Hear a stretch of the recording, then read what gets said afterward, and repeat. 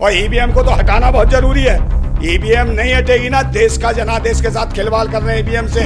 आप मुझे बताओ, यहाँ से चंद्रयान कितनी दूरी पे, चंद्रमा पे 4 लाख किलोमीटर की दूरी पे, जब वो एक रिमोट से कंट्रोल किया जा सकता है तो फिर ये क्या है? ईवीएम मशीन तक जो बैंकों से, जो एटीएम से पैसा निकल गया, चोरी हुई, डाका डला, आज तक किसी का वापस मिला क्या? कि देश का रुपया भी लूट रहे हैं, देश की जमीनें बेच रहे हैं, देश के रोजगार खत्म कर रहे हैं, देश का शिष्टाचार खत्म कर रहे हैं। ईडी का मतलब है इडियट। लोगों को चाहिए मूलभूत जन सुविधाएं, जैसे शिक्षा है, स्वास्थ्य है, रोजगार है, सुरक्षा है, ये सब कहाँ है?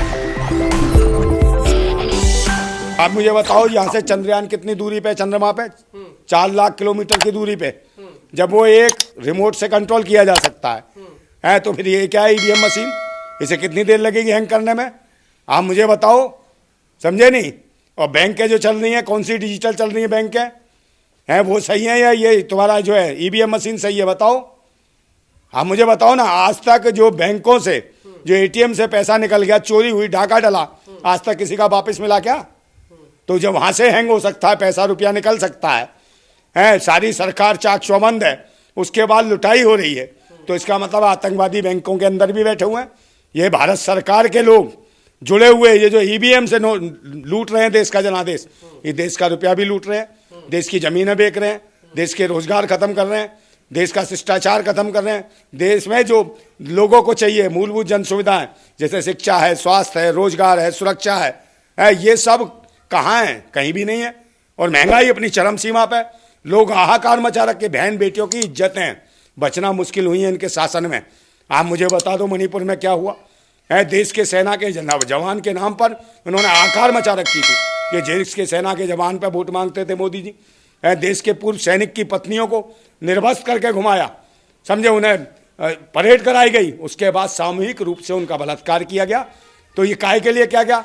कि जो जनता के जनादेश से आता है, वो जनता के साथ कभी खिलवाड़ नहीं कर सकता, उनकी इज्जत अस्मतों के साथ खिलवाड़ नहीं कर सकता, उनके रोजगार को खत्म नहीं कर सकता, उनके शिक्षा स्वास्थ्य को खत्म नहीं कर सकता। मगर ये सरकार है, तानाशाह सरकार है, आतंकवादियों की सरकार है, देशद्रोहियों की सरकार है, और इनके खिलाफ कौन आवाज उठाएगा? और जो आवाज उठाता उस पर एनएसए का मुकदमा। वो बच्चे बेचारे संसद में घुस गए, शिक्षा और रोजगार की मांग कर रहे थे।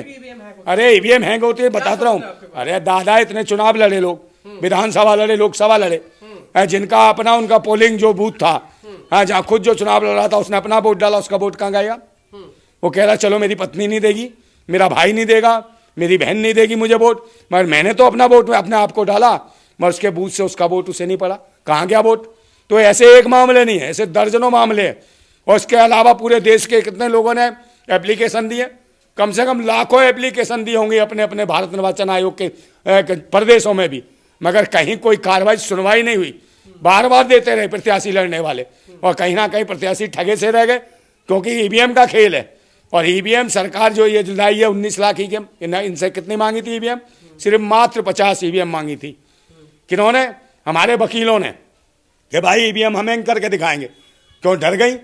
और 19 लाख ईवीएम जो गायब हुई, कितने ट्रकों में गई होंगी 19 लाख की ईवीएम? और भारत निर्वाचन आयोग कहता है कि चोरी हो गई, 19 लाख ईवीएम मशीन चोरी हो गई।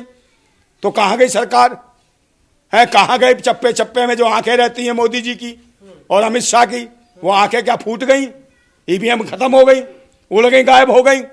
जब 19 लाख ईवीएम गायब हो सकती है तो 50 ईवीएम देने में क्या था भाई? हम दिखाते हैंग करके। और ये तो ईवीएम की बात कर रहे हैं। मैं कह रहा हूं भारत निर्वाचन आयोग का जो मुख्य आदमी है उसको मेरे सामने बैठा दो, मैं उसका दिमाग हैंग करके दिखा दूंगा। ईवीएम को तो छोड़ो, समझे नहीं? भारत के अधिकारों को छीना जा रहा है ईवीएम के माध्यम से, भारत के असली जो लोकतंत्र को खत्म किया जा रहा है। और यही वजह है कि इन्हें डर नहीं है कि जनता के लिए कोई काम करें, और यही वजह है कि ईवीएम से चुनाव कराते हैं और आ जाते हैं, और अपने मनमानी के जो कानून बनाते हैं, चाहे किसानों के खिलाफ काला कानून बनाया हो, उसके लिए आंदोलन करना पड़ा हो। अरे जिस कानून की जरूरत नहीं देशवासियों को, वो बार बार कानून बनाते हैं। और जरूरत है जो मूलभूत जन सुविधाओं को, उसको देने को तैयार नहीं है। महंगाई पर कंट्रोल नहीं है, किसानों के लिए काला कानून लाए। देश का चुनाव आयोग ईमानदार नहीं है क्या? ईमानदार? मैं कह रहा हूं भारत निर्वाचन आयोग को, इसको, इसका मतलब हो गया भाजपा निर्वाचन आयोग। ये चोर आयोग है, चुनाव आयोग नहीं है। चोरी करता है, वोटों के साथ मजाक करता है, देश के जनादेश की है। अरे भाई यही तो मैनेजमेंट, दादा यही तो मैनेजमेंट है। अब तुम दूसरी जगह आ जाओगे तो दोबारा मुझे लगता है चैनल पे भी नहीं चलाओगे, है, इसको चलाओगे ढंग से। डबल इंजन की सरकार है, डबल इंजन की। मैंने कहा ईवीएम है भाई, जनता थोड़ी वोट दे रही है ना, जनता का तो असली मैंडेट दिखा दे। चुनाव आयोग ने 76 सवालों के जवाब दिए। हाँ। इसके साथ उन्होंने ये भी कहा है कि चुनाव आयोग ने कहा है कि ईवीएम को हैक नहीं किया जा सकता। अरे वो झूठ बोल रहा है, चुनाव आयोग 76 जवाब नहीं। अरे मैडम 76 सवाल, मैडम 76 सवालों के जवाब को छोड़ो, सरकार 376 लग रही है इतनी, कहाँ कानून मिल रहा, कहाँ न्याय मिल रहा बहन बेटियों को। ये बता है, ये राम को लेके आया, आप बता के राम को लाया भाई, ये लाया राम को है। ईश्वर तो सर्वव्यापी है, सब जगह बसा हुआ है, ये लाएगा राम को और ये प्राण डालेगा राम में है, ये प्राण डाल देगा राम में। इसके बाप के बाप के बाप के बाप के बाप। पहले बता लोकसभा किसकी है, पहले बता लोकसभा, ये जो लोकसभा क्षेत्र किसका है जहाँ 3 दरिंदे हो पागल कुत्ते IT सेल के बीजेपी के, समझे, हिंदू हिंदू करते हैं वहाँ है, वो लोकसभा उनकी, और वो उसमें बनारस हिंदू यूनिवर्सिटी में जब उनकी लोकसभा, बनारस हिंदू यूनिवर्सिटी में विधानसभा कूटते हैं बहन बेटियों की जाके। कौन है, समझे नहीं, ऐसे लुच्चे लफंगे भेड़ियों को। हाँ धमकी दे रहा हूँ, बताओ खाल ले जो करे। और वो भैंसे जैसी शकल के यूं करके दांत करके जो कहता है 1 करोड़ का इनाम गर्दन ले आओ, समझे, इनको कुछ नहीं बोलोगे है। ऐसे दरिंदों को तो चरेआम गोली मार देनी चाहिए। अमित शाह कह रहा कानून बनाया, कह रहा हमने कोई बहन बेटी को छेड़ेगा तुरंत उल्टा लटका देंगे। लटका उल्टा, वो अर्पिता साहू है जज, सिविल जज है, वहां का जो न्यायाधीश है जिला मजिस्ट्रेट, वो उसे बुलाता है शाम को, कहता है दिखा जरा मुजरा। अबे जज, महिला जज मुजरा दिखाएगी क्या है, और वो जाके वहां जाके बयान देती है, किसमें, इलाहाबाद हाई कोर्ट में, वहां सुनवाई नहीं 6 महीने, और अब हजारों एप्लीकेशन लगा देती है ईमेल से, कोई सुनवाई नहीं। 24 में तो ईवीएम से चुनाव होगा। अबे ओ भाई, कितना भी चीख लो और कितना भी बोलो भाई, स्टम्प पेपर से होगा, समझे, बैलेट पेपर पे ऐसे स्टम्प ठोकेंगे, वो स्टम्प लाएंगे वो, और ईवीएम मशीन आ गई ना तो वहीं घुसेड़ देंगे जहाँ से आई होंगी। भारत निर्वाचन आयोग नहीं, चोर आयोग है, चुनाव आयोग से। अरे चोर आयोग है, कहाँ पे आँख हैंग कर देंगे चुनाव आयोग का। भारतवासी जाग गए हैं, इनसे बढ़िया तो बांग्लादेशी हैं, सारे बांग्लादेशियों ने 2 मिनट में बंद करा दी है ईवीएम। वो जानते थे यहाँ चोर आ गए है, मगर यहाँ के लोग भी अब जागने लगे। कितने दिन तानाशाही करोगे, ईडी सीडी कर रहोगे। ईडी सीडी क्या है, ईडी क्या है, इडियट कहो। ईडी का मतलब है इडियट है, जो आदमी देश की बात करता है उसके पीछे पड़ जाते हैं पागल कुत्तों की तरह ईडी वाले हैं। देश के ईमानदार सच्चे लोगों के पीछे पड़े हैं, बेईमान लोग हैं। और ईवीएम को तो हटाना बहुत जरूरी है। ईवीएम नहीं हटेगी ना, देश का जनादेश के साथ खिलवाड़ कर रहे हैं ईवीएम से, और बैलेट पेपर से चुनाव होगा। अगर बैलेट पेपर से चुनाव नहीं होगा, देश की 140 करोड़ आवाम नीचे रोड पे आ जाएगी, जमीन पे, और इनको जो हेलीकॉप्टर हवाई जहाज जो उड़ा रहे ना, अपने वालों को लटका के मारेगी, पब्लिक मारेगी, नारंगी मौसमियों के सबके जूस निकाल देंगे, समझे नहीं। और ये भाजपा, जो भाजपा निर्वाचन आयोग है, भाजपा भारतीय निर्वाचन आयोग नहीं है, भाजपा निर्वाचन आयोग है।